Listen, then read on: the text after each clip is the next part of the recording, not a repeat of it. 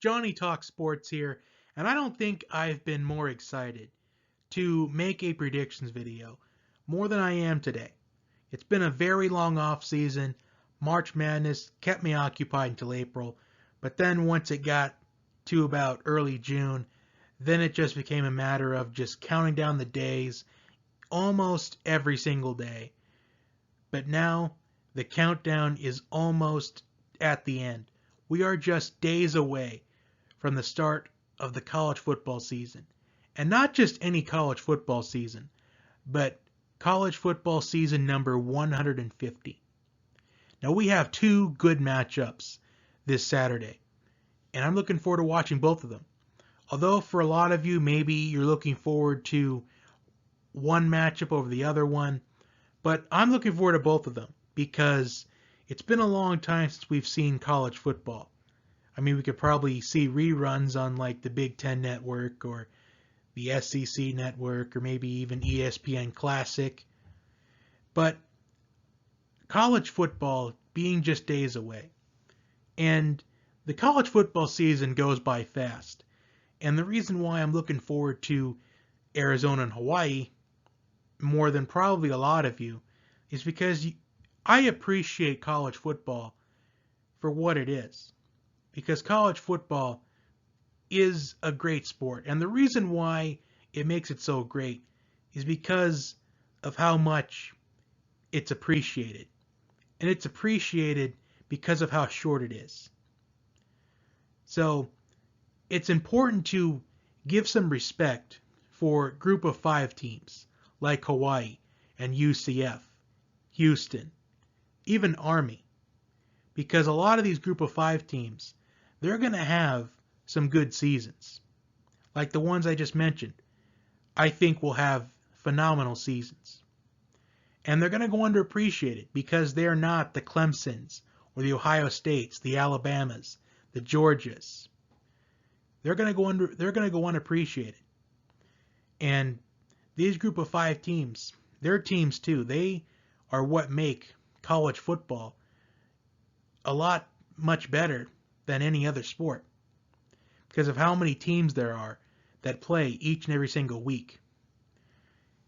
And I'm looking forward to Arizona and Hawaii because, as well as my whole appreciation for college football, is because there is a great quarterback battle in this matchup.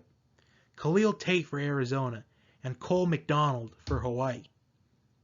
So this is the sixth time these two teams are meeting each other. Arizona has won all five of the most recent meetings. So when I look at this matchup, like I just mentioned, I look at both the quarterbacks. For Arizona, Khalil Tate, who could end up being a dark horse Heisman contender. Last year he had 2,530 passing yards, which was tied for 61st in the FBS. He was tied with Trace McSorley. He did rush for 224 rushing yards and 2 touchdowns. And also, Khalil Tate did throw 26 touchdown passes and only 8 interceptions, which isn't too bad interception-wise. But for Arizona, I'm hoping that Khalil Tate, I'm hoping he has a good senior season. Because last year he didn't run as much as he did in his sophomore season. In fact, he ran for over 1,000 yards in his sophomore season. And Cole McDonald for Hawaii. He had 3,875 passing yards last season, which was 8th in the FBS.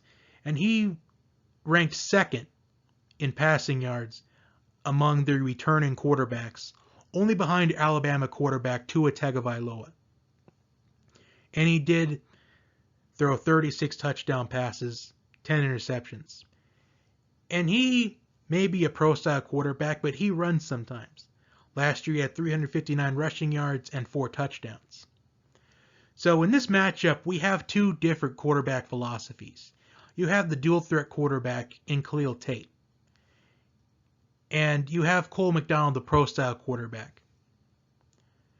So overall, what I think is going to be a huge difference maker for Arizona is that they are bringing back running back J.J. Taylor, who had 1,434 rushing yards last season, which was 7th in the FBS. I think he may be the difference maker for Arizona in this matchup. But what these two teams have in common is they both lost their top receivers to the NFL.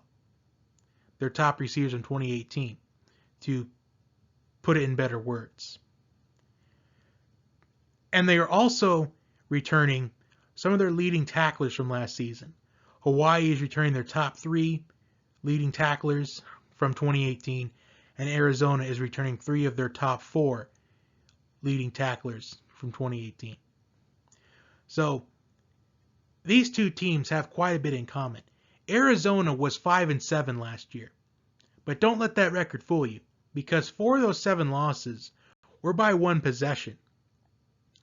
And Hawaii, they had a pretty decent season last year, and Hawaii is bringing back 19 starters on the offense, defense, and special teams put together. And out of those 19 returning starters, that includes 4 out of the 5 starting offensive linemen from 2018. And also, Hawaii may have lost their top receiver to the NFL, but the receiving corps for Hawaii this season is experienced. So I think Hawaii is going to have a good season. Both these teams, in fact, are destined to have good seasons. I think both these teams will improve from last season. I think Arizona makes it to a bowl game. I think they will probably go 7-5. And for Hawaii, I think they will probably go possibly 8-4, maybe 7-5. But I think both these teams will be in a bowl game this season. But overall, for Hawaii to win this game, I think Cole McDonald is going to have to sling it down the field. Because, like I said earlier, Cole McDonald was 8th in the FBS last year in passing yards, and he was second in passing yards among returning quarterbacks, only behind Tua Tagovailoa. And Arizona was 120th in pass defense last year. So if Cole McDonald can exploit the Arizona secondary, I think Hawaii has a very good chance to win this game. But what I was saying earlier was the difference maker in this game, I think, favors Arizona with J.J. Taylor, who was 7th in the FBS last year in rushing yards. So overall, my prediction for this game, I have Arizona. Originally, I had Arizona winning this by a score of 41-27, but I think it's possible that Hawaii could put some points on the board, at least more than 27. I think this Hawaii offense is capable of putting up more than 27 points. So I have Arizona winning 41-27, but I think Hawaii could easily score some more points. So I think Hawaii keeps this close for most of the game, but I think Arizona wins the very end. So now let's get into the game that everyone is looking forward to, the Miami Hurricanes and the Florida Gators. Now, I couldn't think of a better way to begin this college football season. I think this is going to be a very competitive game. I think there's going to be a lot of big hits in this game because I think both these teams, they're out for blood in this matchup because this is the first time that these two in-state rivals are meeting since 2013. So I think both these teams are going to lay it out there, lay it on the line this early in the season. So for the Hurricanes, they named Jarren Williams the starting quarterback over Tate Martell, which a lot of people thought that Tate Martell would be the starting quarterback for the Hurricanes. And now I saw that Tate Martell is trying out for wide receiver. So it's going to be interesting to see Jarren Williams have his first collegiate start against a team like Florida, who's probably going to end up being probably a top 7 team once these polls come out this upcoming week. If I had to guess, I think Florida will probably be maybe 6, 7, or 8, I could see Florida being outside the top 10 in the preseason poll, but we'll see what happens. But the big question for the Florida Gators this season is, can Felipe Franks take the next step at quarterback? But a bigger story for the Hurricanes is this is the first game with promoted head coach Manny Diaz. Because Manny Diaz originally took the Temple job, but then Mark Richt shockingly announced his retirement.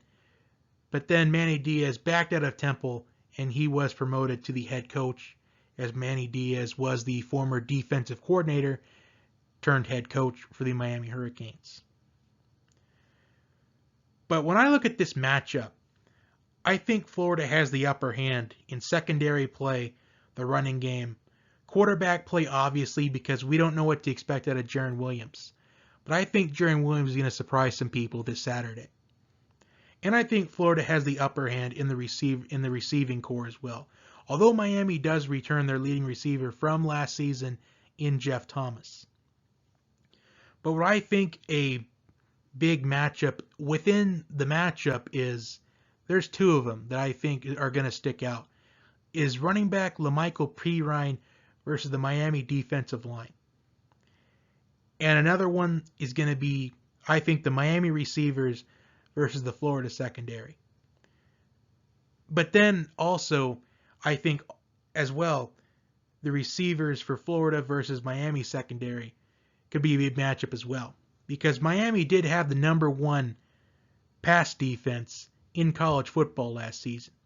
So it could definitely come down to the matchup between the receivers and the secondary for each side of the ball. But ultimately what I think is, I think that it's going to start off with being a defensive slugfest. Because both these teams were in the top 20 in the country last year in sacks. Miami was 11th, Florida was 19th. So I think it's going to start off kind of slow. Both these teams are kind of get their feet wet because this is the first time that they're playing another team in months. So I think it's going to take a while for these two teams to adapt to the new season, to the game, to the feel of it. But then once we get to about the late first quarter, I think we're going to start seeing some scoring. And I think Jarren Williams will have a pretty solid game. But ultimately, I think the real difference is going to be is I think the Florida secondary is going to step up. I think they step up late in the game. I think Miami stays in it from start to finish until probably the very end, maybe the last couple minutes in the game. I think Miami's going to be down probably by 3 with a chance to win the game. But I think Florida gets a pick 6 to seal it up. So I think the Florida Gators will beat Miami by a score of 34-24. So those are my week 0 predictions. Comment your thoughts down below. Like, share, and subscribe. And enjoy the first college football Saturday. I know that I am, and I'm hoping everyone does as well. See you next time.